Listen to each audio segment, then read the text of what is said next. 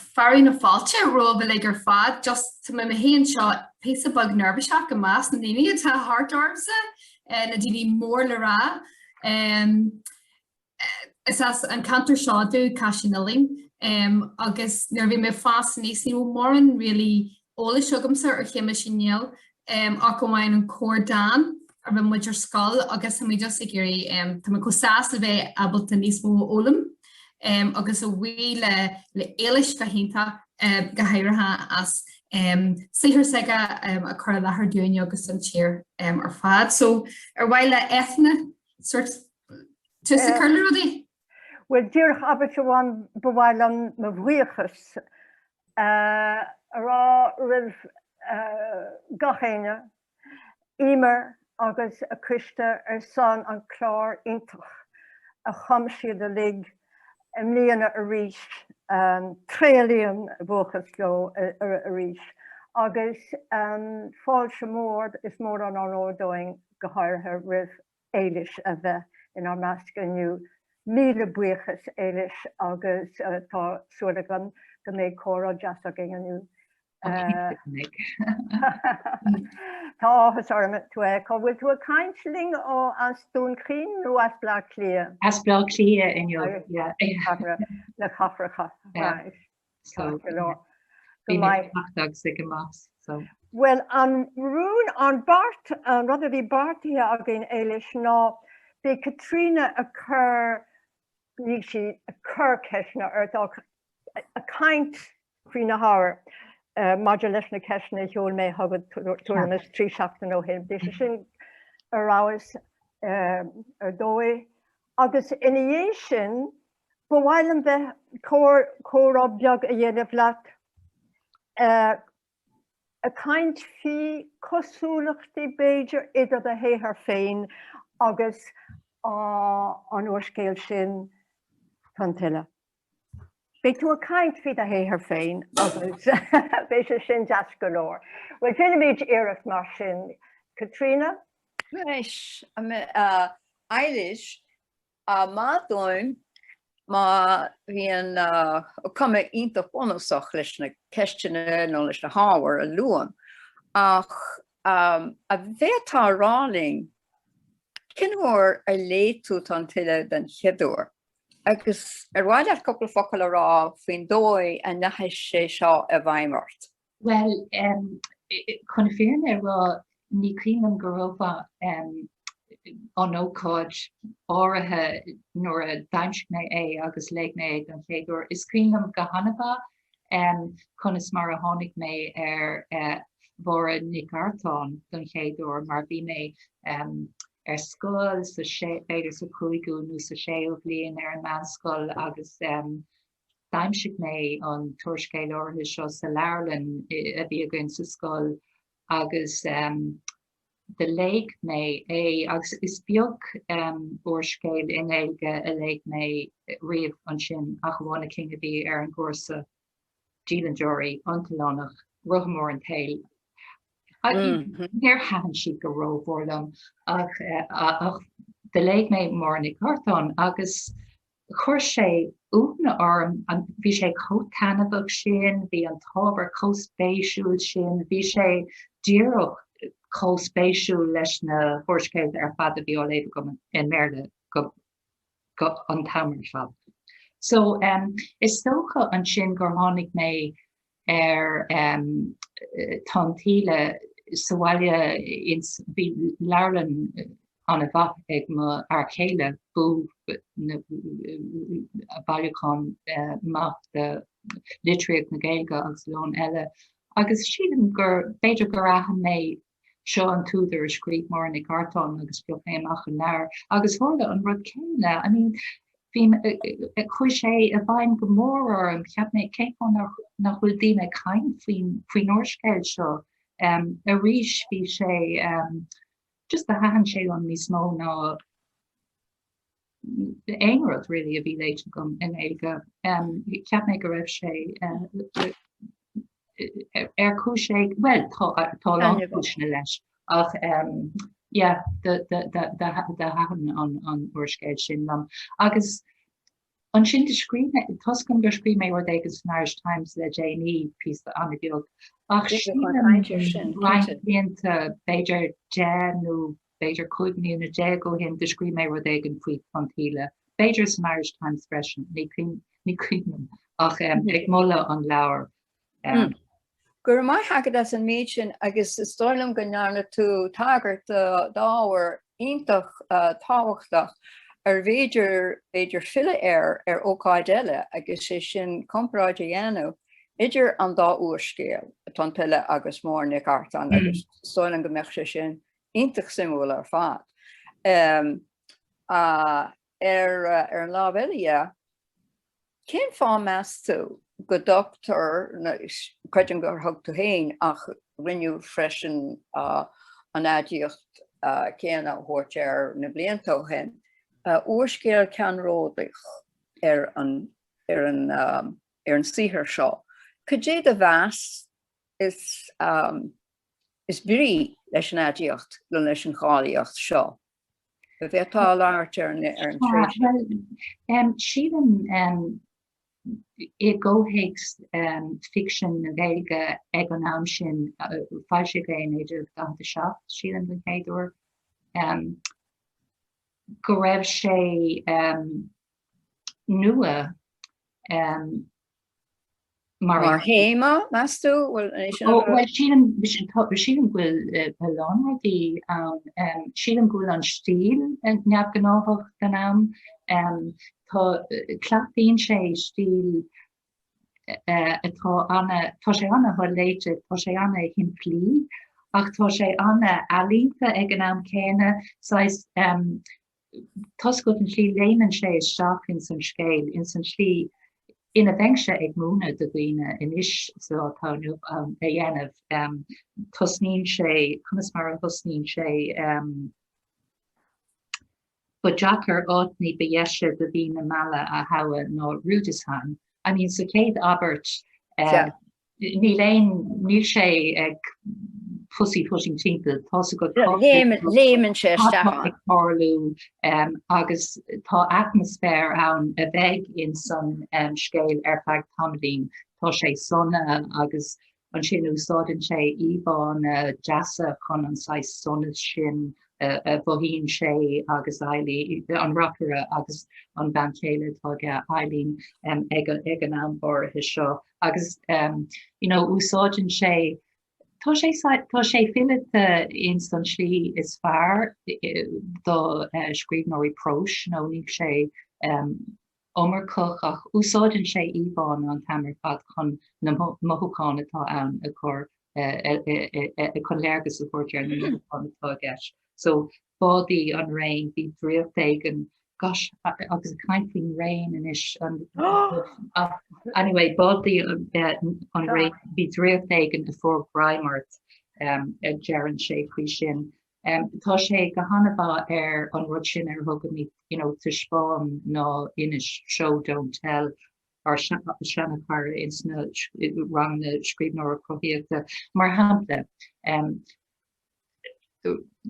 Candace and Jamie Mora in san leabhar nó an dúlán atá ag an lánú nua fósta díreach martá le chéile agus bín cuiblintí sais like tá cuiblint athrú tréis mín am heile tosníonn sé ag fás ach níl sais chuir síos a gcéir sin just léiríonn sé go bhfuil rudaí ag taken tú mar léithóir chattá ag toirlú mar hampla is dom ceantas an céad tiisin siad amach be gáín i ceantas insna lehan ag lua faoi cáilcrochttí picture ar an balla agus scuireann sé anna mar rair agus an sin sais tain rudí féidir inolcus nóair a rugtar an iníon beag ní éireann sé mór an hastig go an lasarina a bhairt ar bhí bríd a tugad ar bhí. I mean ní éireann sé níos mó ná sin ach ceapan go goodness. Sin sais rod príomh mór in is tréú in san gael. So she an godigin sé bonflug na scríobhann go hanna agus scríobhann sé tá caiideán anna or der fad. Gomuniscéil ach ag labhairt ar an bpointe sin faoin fictúr agus crocha an fictúr, ba bhfuil labhairt sin tá sé sin iontas sa mó creidum mar an chiad ábhar cuimhlínte mór atartha mar deartháin. Í caint nach róthaobh an seagus an siúd agus iad a taistil más cuimhin le. Ní ró sí sásta leis nuair a luaigh sé gur an na saidirí sa ghearmáin, gur a siad a lig sna trocail agus iad a tóirt ar an túscurt más cuimhin leat agus bhí síntach coirthe rá. Bhfuil tú géirí aglach ar an luaithe seo agus mar sin de. Agus, dairí cinál atartha fin béid sin ach ní darnú in Herbert ar mar ábhar. Arás ag an fictúr, Chanagus don go rá an rud céine tarlú a ríis go rá fáibán nach náirnú fuairclú a theacht air. Agus gur chuir sé seo leis an ainas. Digan tú nach chuir sé antú, ní ro sé dachfuin antú fuairclú ar chriblóid nó ar chuimhlint nó ar airgóid nó ar aithíntas agus gur éirí an chuimhlint atartha dá réir. Cadéad más? Yeah, sin gur Annalise maithé sin ar catóid torlú in san gaile tá atra agus ní eagraíonn siad rudaí amach agus rud a bhirlín níos móna ó bháin san urscéal Torlín aithinttas de hais éigen idir bhí rud éigen beag. Tá sé go húnta chun chuir síos ar conas mar a bhín láún óg. Bhín siad ag argóint lena chéile bhí rudí sin rudí himplí, right? Himplí a bhuiine leis an teag agus an na troscáin agus cadíanaigh siad is díthe an raimid amach nó an banimid a bhaile nó an nolig, tá an cás clasicach a bhí an nolig. Áráig sí. Déirtí eiste omláin a scríor nolig. Go minic, ní go minic ach inis a ríis, bhfuil tá leir se léite gom níos móna ó bháinach tá sé le léir ríise gom. Tosnín sesin an sin ag smuoineh ar an seanna chalín bhí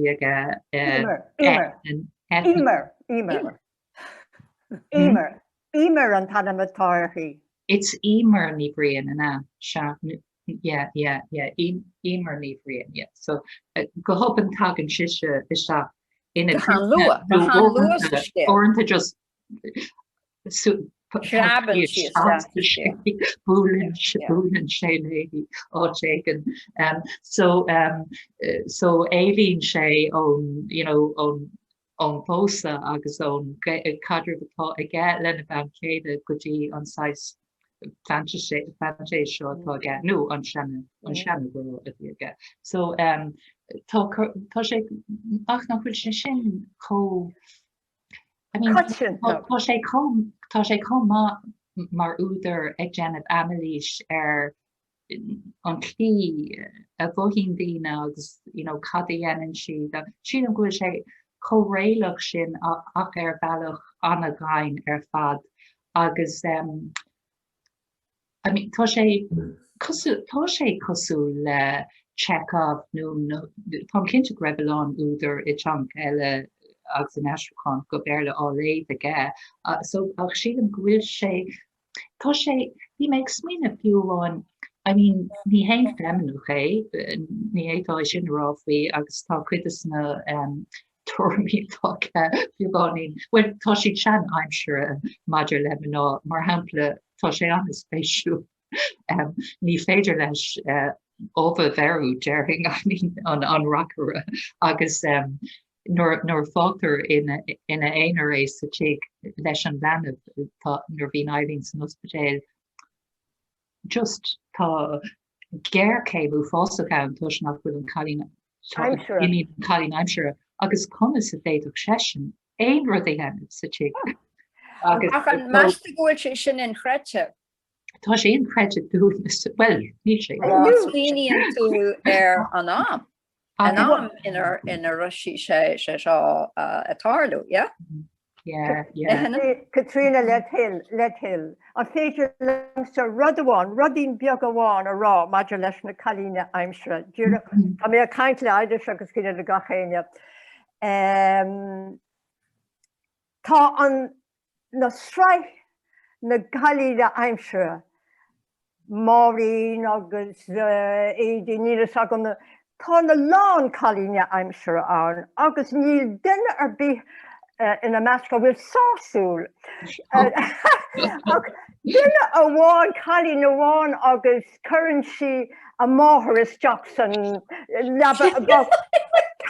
ar rá Caitriona bhí mar caint faoin gran mar dúirt Élís go raibh rudaí anna bhí granar sin cuint dus na rudaí is granúra fád sa tí ach níor himmin sé an recar a líam de fuiche Nícinn sé sin ach an chalín na tata seo do brútú ar an clugin cé tá cear agus má bháthair an sin an sin agus béis sé a stoppaling agus mar sin tá sé sáas burlesque sin dúach an rud a bhí mé rá mar bhí Caitriona agus mé héna caint fi ground agus in Éirinn something go le scéil. No, tá sé sin fear ar fad agus rodile bhhain an fille ar bhimhneacht chóra Éilís Ní agus é sin le leathnú maidir leis an lánú agus an chuimhlinn agus an fóil agus mar sin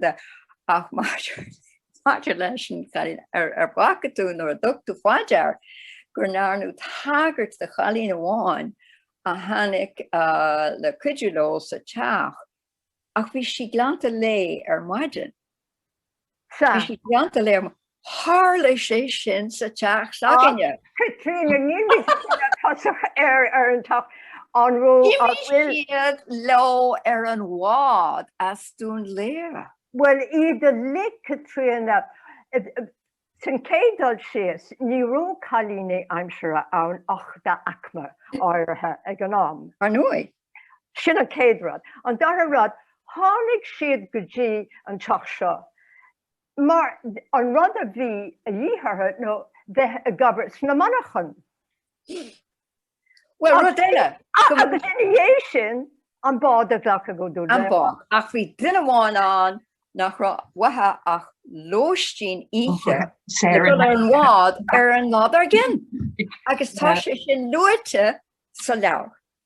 Just Caitriona agus Éithne siadm sa ggóil seo thar a bheith sa míar fad ar lóir de athair fan na tionathair ar lóir sé libh fan lóir seo nó lóir bí éirithe ar scríobh sé agus bhuair sin in spráid nó an sppragu. An féidir rudín beag a rá. Fáil siú an lór a 17. Okay. Tá sé sin táirteach. Rugú mis sé Bhí raibh se ban Well, bhí mis se an sin ach ní cuineúil dá leid agam ar na rudaí sin cai mé rá. Dála mé a lán rudaí a lé an tam tuile faoi mis a héin nuair a bhí mé óg ach sin scéile ar a gar siar is féidir le ceangail a dhéanamh. Ceangail a dhéanamh agus muidir léamh siar. As fan am ní bhéh túm de leid a bhín. Tá hatú an rud a bháinna bhí de cuireadh. De chun tuile de bé an céad lár a dul sé sáirse agus Jill. Céad lár a fád.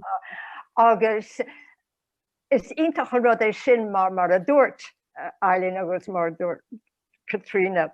Is leor intach mí cutanta don am ar fád. Sinna méid Caitriona is féidir le leanú tan isle de Caitriona. Bhí Éilís chuir síos ar an gcaol idir an bheirt seo. Well, Agus bhí mise chun rá tá sé intar Jackar breithúnas mas mí a thuirt ar an omláin. Agus mé an léamh seo an tarnathúir nó an tríomhthúir beidir sin cheiste dírí anam Éilís. Má tá locht ar an áir agus is dánach am le heidir rá an scríb me fin eáil an áir be ach measú go bhfuil aspa córá sa leabhar. Agus an bhfuil sé sin déon turas, an dála sé sin déon turas le charachtéir an ar a haispóint. Well, Níon sé gachrad chuige héin agus níanaan sé láirteach, níanaan sé an rud, níanaan sé anlís ar bith nó scara ar bithí ar na feibanna. Beidir nach bhfuil an ní mór an chora idir é hain agus Eileen an ban chéile agus I suppose os rud é gur count an príomh téime atá sa leabhar ná an pósta agus an cadre atra beidir go bhéidir but ein chora an atra atá sé an bhar fad bín chuirsí aige agus smuointe aige agus an sin cúpla abert beag agus gá siad onathe go hana bhas siad in san teag aige ach an sin mar chur Eithne an ceiste cúm faoin chora agus mé dúirt den leabhar tá cabbage orthe in san leabhar agus ní léonhar don tú ach chora. Is Cos le drámaí beaga agus go dromadú é freisin so agus ní níl mionna analísteanta gom ar na brodí seo ach nuair a bhíonn sé son áitina ag castle an belling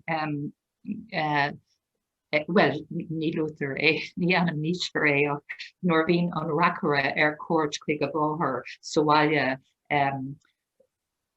tagan daoine ar cuairt cútha nó chen sesin ar cuairt chuig cósan nuair dhéigean agus tá an chora ar fad éhhuiir an chora ní léon smuint ní léon eile an so agus is maithe an cuinte is sin nuair sé so bhile sé sin an ceangail idir an áit chónaí acu i má clia agus an taistir siar san níor go dtí an túa agus tar an ségur sa tuisgurt sin ach ní héháin san áit chónaíach an sin sa réaltacht áit dogan sé taras agus tagan ferbert iontoch ar a Éithne agus fectad bhain go bhfuil bonus ige sa réaltacht. Dig do nach dódó ach gur bheith sin an dóir as sé níos in a gona fásta. An measan tú gur lár héime an leabhar an cheangail idir síal na tuiche ige agus síal na cathrach agus bhfuil sin riochtanach sa leabhar. Could you have answer an méid? Well, glúsin, change sé go dtí an Gaeltacht or effectréimh se sa scéil agus aras ó thuaig beidir níos móna ó bháin so tá sé sa leabhar agus inis beidir dónhéanha mion analís beidir nuair a bhíonn sé sa bhaile im lá clia i ramhuinis nó ragarh nó péáit nó bhfuil sé tá sé sais cuan agus ag obair an tamar ag scríobh agus beidir mar beidir go sé sin bunathe ar sais éireanna ach nuair a bhíonn sé féin dua sa Gaeltacht nó sa bhaile tá sé líne agus Creidim gur dearca eile a ecinn mid ar fad ar den Duna éagsúil ar fadatá. Aghrín a farsantócht ar bhealach. Éithne géirí go dhéigean ará. No, ní éontíam leat Caitriona go bhfuil cinnte tá channel an an láidir idir é héin agus an Tuile agus an Gaeltacht agus mar sin de ach tá a lán i róna a buint leis an chuirsí sa dhéanann sí an Gaeltacht agus Chuige ala freisin. Mar caithfidh tú smaoineamh an rud is even leis lán rud agus bhí mé a caint leis sin le Élís ach tá an bariach sime aige sa céin bheith a taistil, thar lár, sa gearrmáin, sa reince, tá éagsúlacht an domhan, ró hábhachtach dó, chun a rá go bhfuil a phréomhacha a bháin san Tuile in Éirinn. Tá sé sin Tá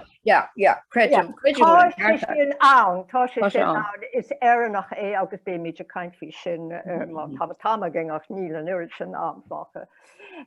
Ach ní cé go daithníonn na cuairteanna a dag si go gréadóir agus bandag agus mar sin de sin taobh bháin den farsantacht.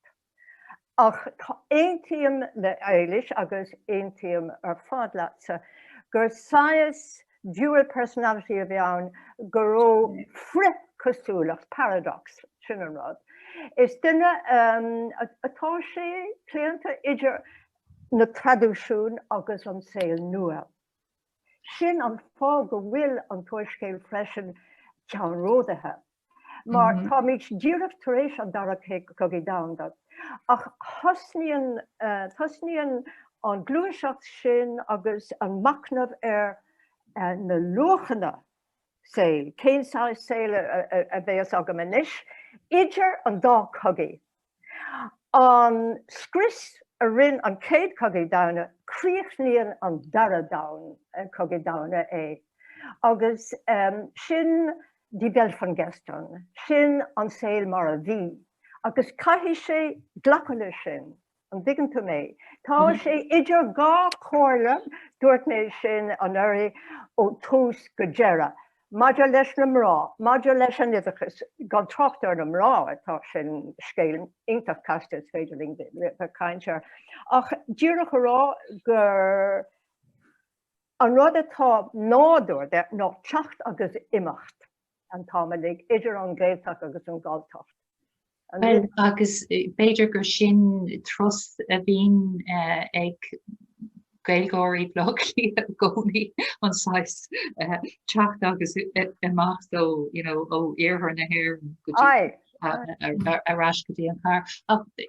Beidir go úrscéal é seo agus cén tú nó tarníonn tú amachas an rud Éirinn de chain bhealach goháin, mar breanéimse deflíte an racra mar fear catharga.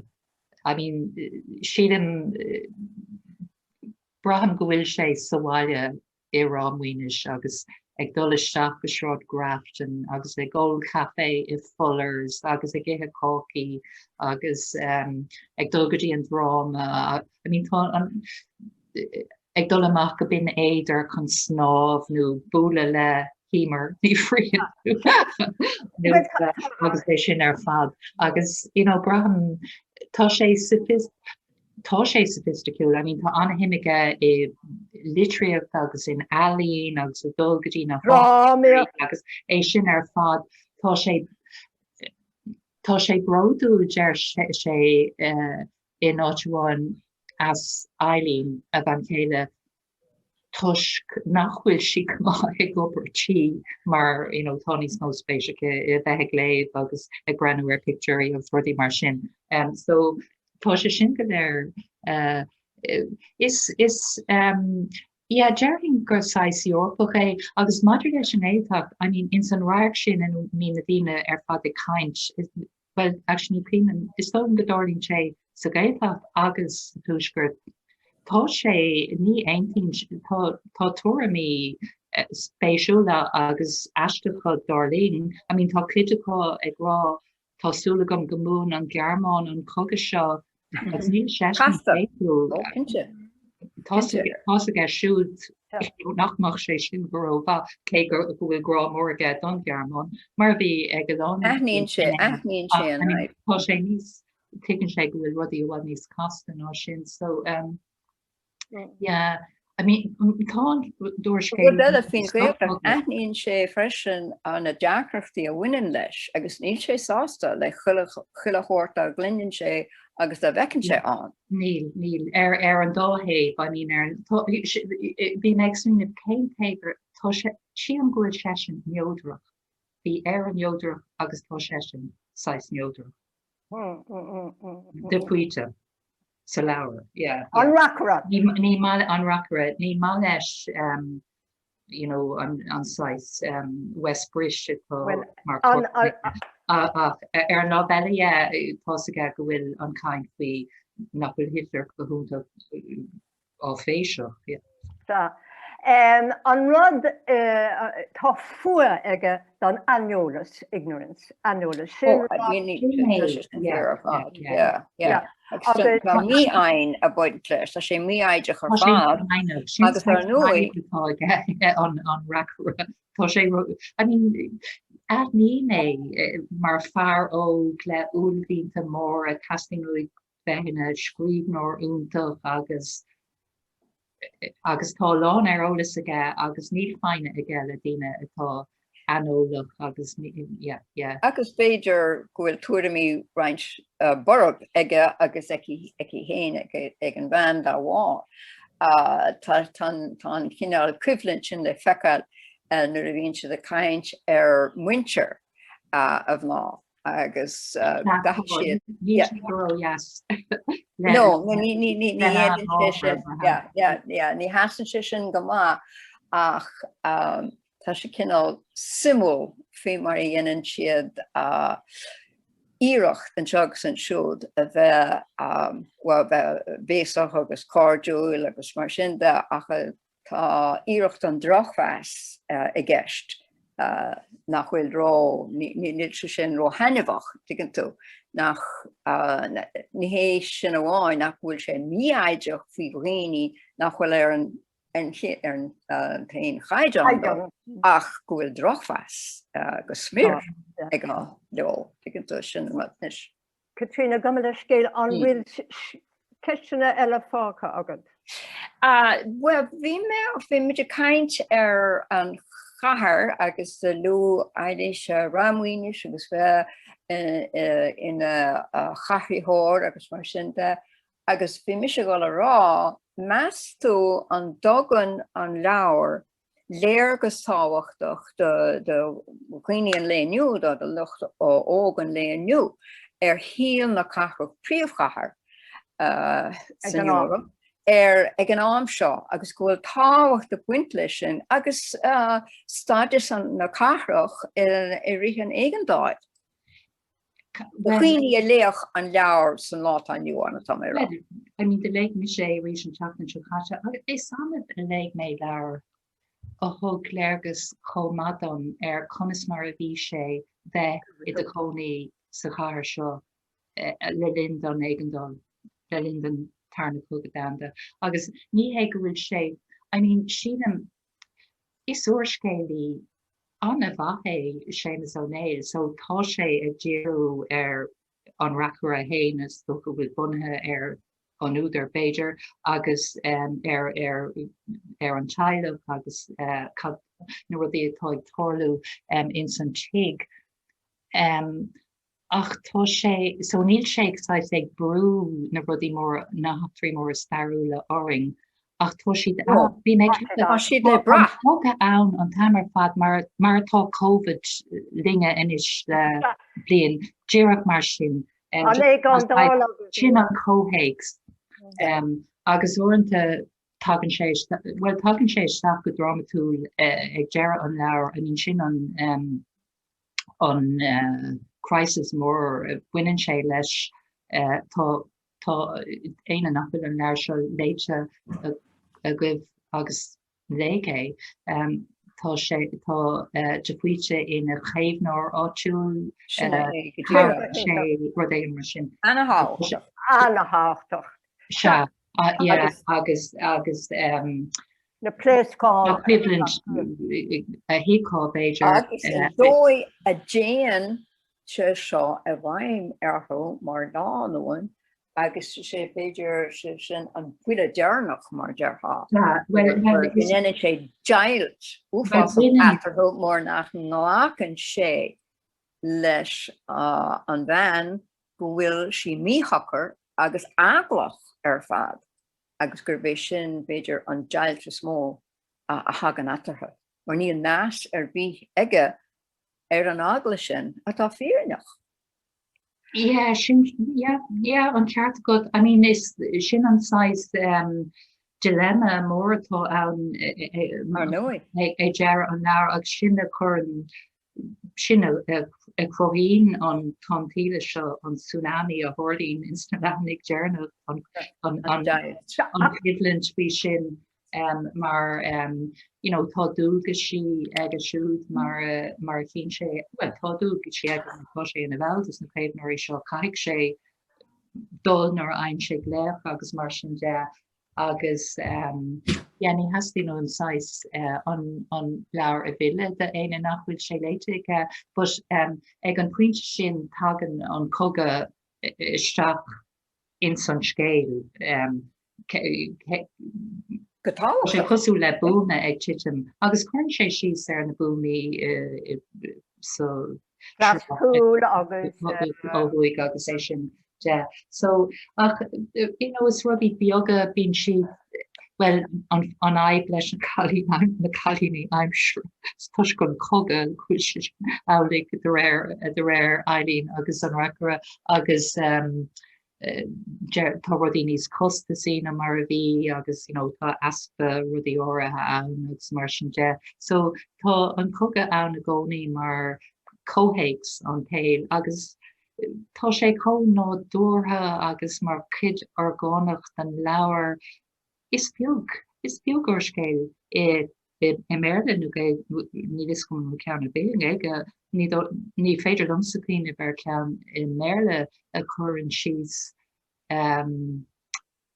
ar an sais gná gná héil man acmach im lá clia leling an cogad a hirsúil agus an túncar a bhí aige ar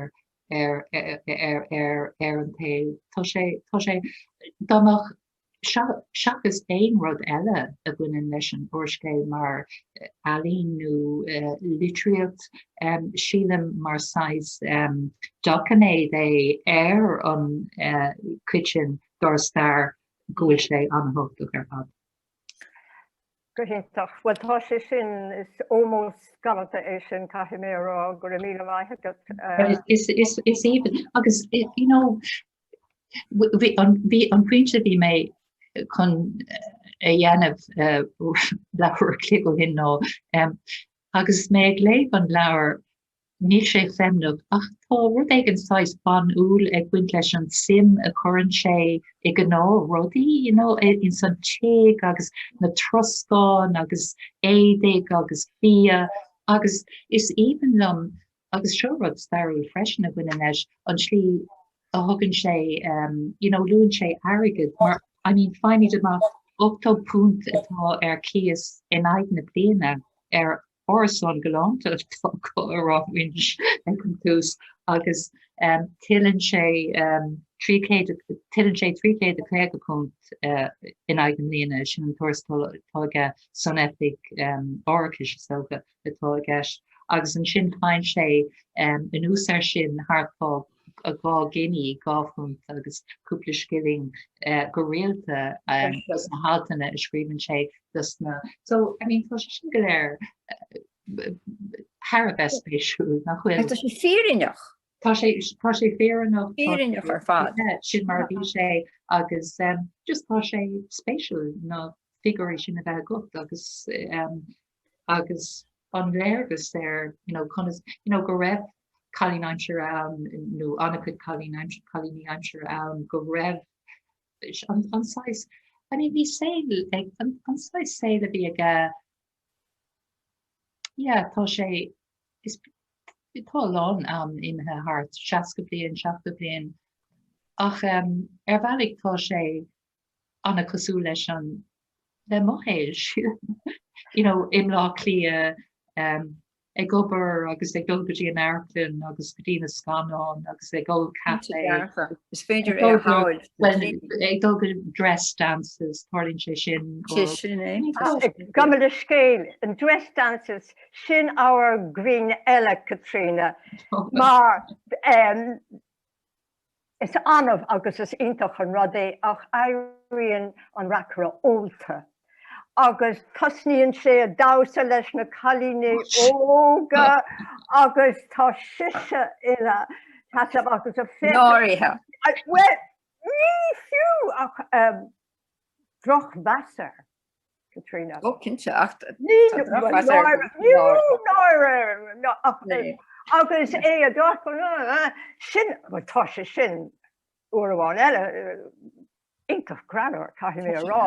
Agus an ceart i gCailis tá an stíl lum agus díreach cosú le Hemingway ggóin an diggantá díreach na habartí beag sin ach tá sé có sa ecta sin.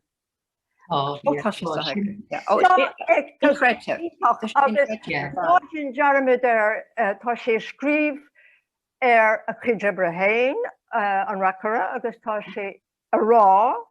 Tá mé is scríomh an seo ach níle sagam an bhfuil mé is scríomh úrscéal nó drama. Agus mé héin mar Éithne O'Neill chum an ceis cotíige náiscríobh sé ach gá úrscéal. Mar an rud a bhí ann bhí an éilmh mór aige. Bhí sé a trúil le bheith ina grámadóir. Sin right. Agus ní féidir lem lochta fáil ar rud bí ní mé a lochtú é sin agus ach tá rud éigen san leor sin Tonn Tuile nach bhfuilt na leor eile. Go leis an sílan tú agus tú caiintear sin an bhfuil deisir bíán go scríobh drama bunaithe ar an leor sin. An céad Albert an céad lechanach is lechan ráireach le scanan intach é. Scanán about sé go hunta scan. An scanan, ja. Bhí mé le rá. Gachéimhte agus rud amháin eile tá ceolán. Ní an tam go man is a bheit caiin fi cosúlachtaí idir séthar Éilís agus caiimiid cruinniú eile a bheith agin chun an ceist sin sé. Agus éagsúlacht áite an. Sim sna halain agus an bráíocht agus fiúan na scanán. Tá an nós agur dearthar óin nar hachan na scanán leis, mar ceap sé go ró an scananíocht ró ísel. Bhí drochheas ar mar alain. Agus go millú an cógaracht leis an scananíocht a chuid dráíochta. Amadí. Mar féchar na córá. Na córá tá sé cosúil screenplay. Tá script down, yeah, sílam. Mar féchar seo in ammaní níl trórú stáitse ann a charabí, níl dear sesin, dear siise, dúirt sé. Díreach na habartí inéana céile, agus caiithí tú bheith intach cuireadh go bhfuil sagad céitá caiinte an bamid se bháin. An caiithí tú visual, caiithí tú an picture agat san de chligan. Is úrscéalí úntach é, rud amháin eile bí tú a caiint Élís agus aontíam leat ar fad an rud seo fin picture. Agus haspáin mé an picture le Richard Kennedy atá ar an clúdach ar an dúirclúdach. An picture atá a man an na cuiblinn se a lig ar dús, mar tasníonn siad a trid díreachtar éis an ní meile. Sin sin dráíocht agus ní haithníonn sé sin le agus ní siúd. Bhuiine sagad is rare tíar conam atá san picúir. Right. Agus mar dúirtú agus bhí tú intach cén focail bhí léirthigseanach Éilís margheallar an uair. Very léirthigseanach. Is le Aliantóir Patrick na Cookie fear Aliantóir a bhí anna go nám a beagnach cosúil Paul Henry off. sé níl clúir mar sin. Is míle bar an rud a bhí Caitriona O'Drudy dálar an dúil atá aige san dúi. Díreach tar éis an áras an sin áil chuann sé pictiúr suas faoi tíar chanal agus ní aontaí an bhean leis. An digan tú.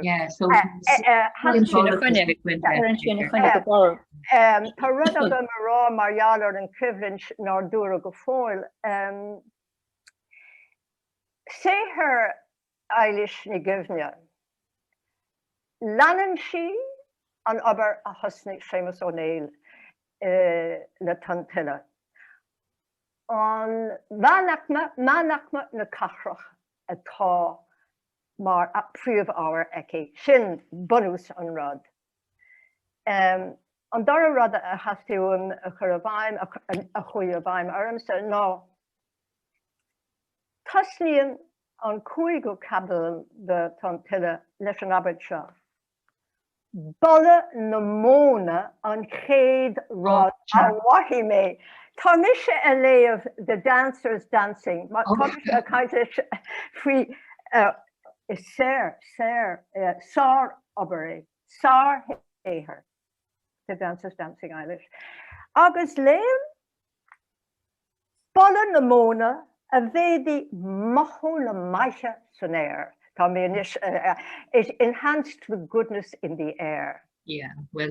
Tá bhaint well tá arón an sin freisin gcónaí tá mí dréanamh ach well tá arón nuair is smíonn tú ar an cóhex ar gachrád se. No, is even them an bolle sin a aithú nor vision tú tír chunal sin cangal eile ní aithú ní sé ar nó ní óid a rí sé.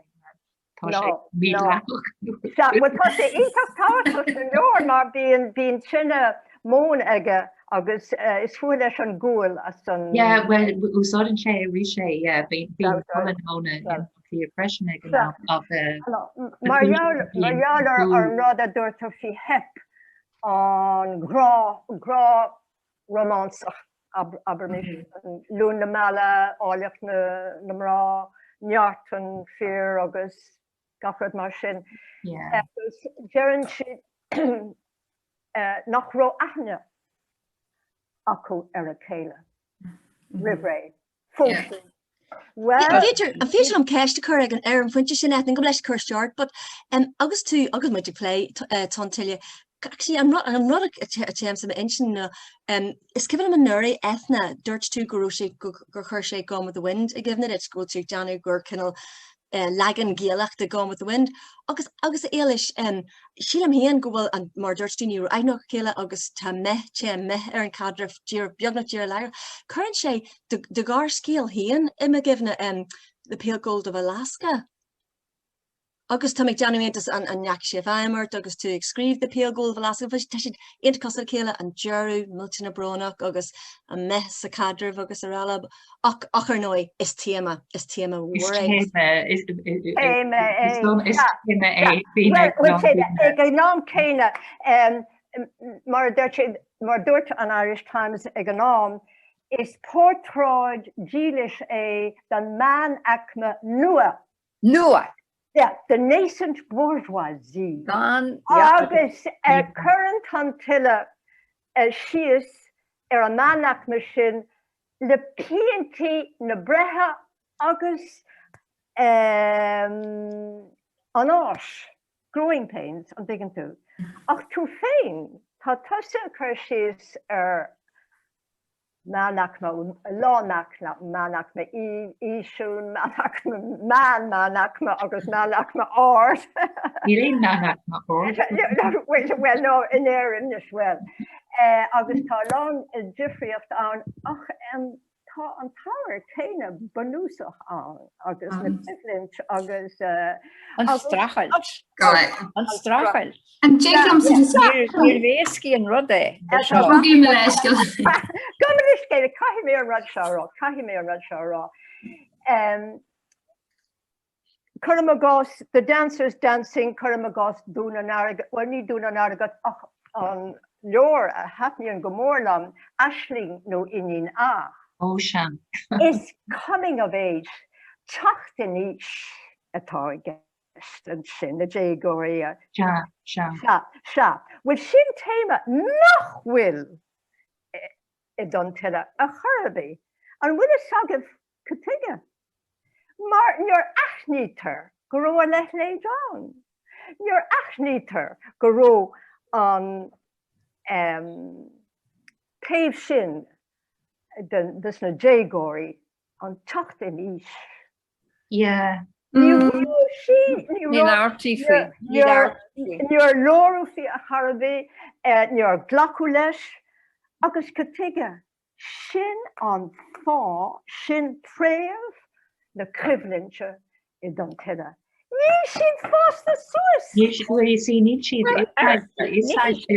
páisiigh póstéid fáús se. Yes. Yeah. Sin an bhreagra bhí mé smuoineh agus ag smuoineh agus tá sé tá taiste chun déinte agus féhearra nuair a Agus ní híine. San am. Jimmy dinne gomór ban óg ó haach an wintere lá dúrach hiag a teach hain mar dunne nua fósta. Ní ra gaharbi idir ní ra fásar bí ní ra tréisiir bí idir an gáío. Ní ro agad an féidirm just ceis gas a chorát a maidir le Shéamuis Uí Néill go mar éisceil, but an imeacht agus so luí tú an dá urscéalaí sin. But cadé an bhfuil dan mBéarla a chu a bhaimhart agus tú le chuna bí seas amach?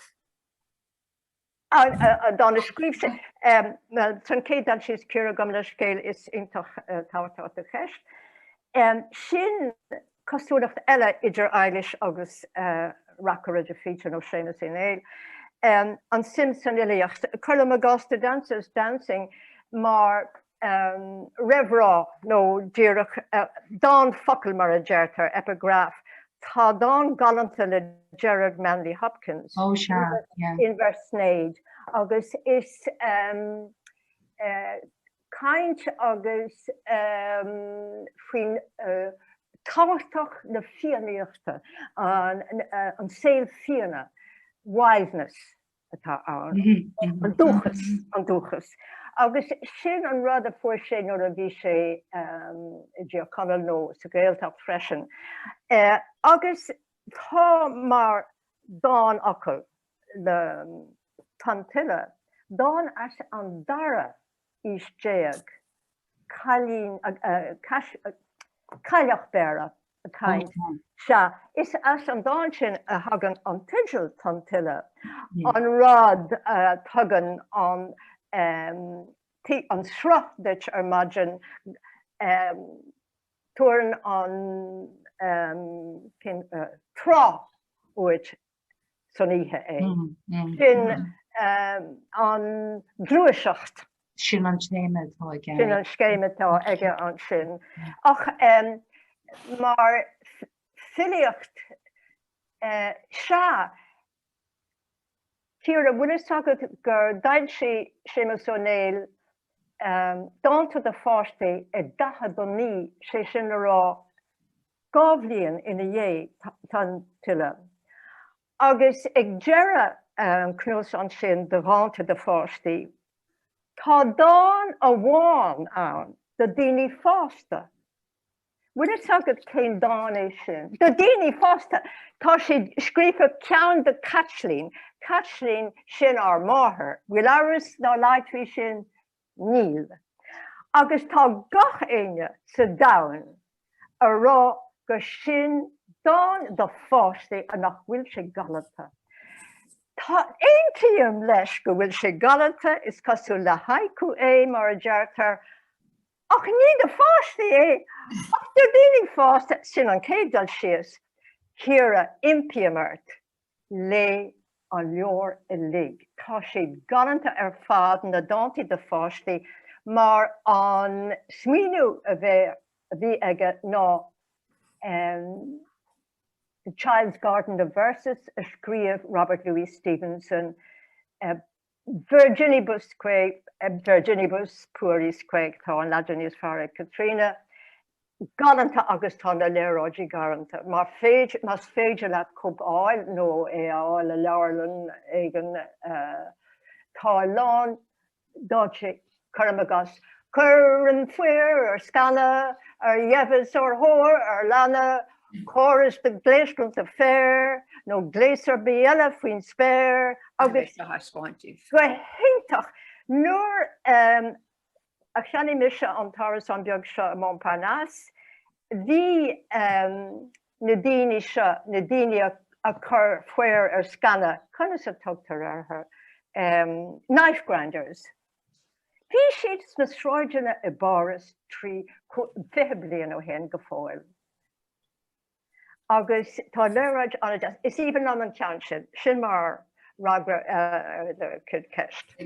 Gur maiad héan agus sin an gáil támas sé. An bhfuil! Sin éimar bhfuil nó bhfuil tá tú miúd éimar? Ó bhfuil caiigh go mé ráb gur arc sin é. Galanta. Cé rinne na picture an alien na haile. Hey, in cén tanna a bhí ar an deidir sin Tuireadh géir. Charles Tuireadh géir. Tuireadh géir. An Jacob sin Steve for bhí páisi ag máar for cupdaon hen agus for mise an dan sin sú bhilis scrífa amach agus rin ban actual sort pictorí de teolach hartar agus is sin aquí ar a bháil agus sin go hálainn. Bhfuil sé seo á fuilteú ar fud an dain aniu ar an ríomhre ar an idirlín. Tá sé dá tá sé le tagan tíisteach go mó áitina nach chun ar nána dunar bithagin le an cos ar fad an dóid in nach sé seo ar bhaim ar ghuioine. Is lá aniuán. Ach níor hin siad. Ach an nuairtá mar luéis sé bhd inta simply ach bhí sé an éire ar gáid sort. Well sin dearan fiúháil banú na dáil áíú hé de haspáné an dáí agus dúirt sé go hinnta ar fad. Hai, John an ruú a géirí rad ag an rá. Níró. Ag leor so immer an é sin cingur be. Sílam é, but tá glandar an go tafa deanta sin gur imeacht ar lehí an bhí sin íanta Samuel agus éachtar into Winné gur maigad de winné an hanna best a cuairt ar an úrscéal agus Jenny Mary I mean tá an iiri sin tá sé anna heber mar leis na téimena. Fitte fuite le chéile. an star nuair a bhíonn sé a caiint fi rialó brethe agus rudí mar sin. Ag an nám. Ní raibh seansa gin leirfaí sin ach lúint an tá chora faoi freaking nuantin. Ag an nám. Láin sé an focail content. Actually, rud go bháin a churann 6 úna orm. Nach eisteach é gur nach nóir tháinig an cinseire a géirí cosca chur ar an leir sin. When you ro sé an nGaeilge léamh. Sin an tain is sto sin an rud. near lake she think. Well, sé a mBéarla ní bach, you know, bach.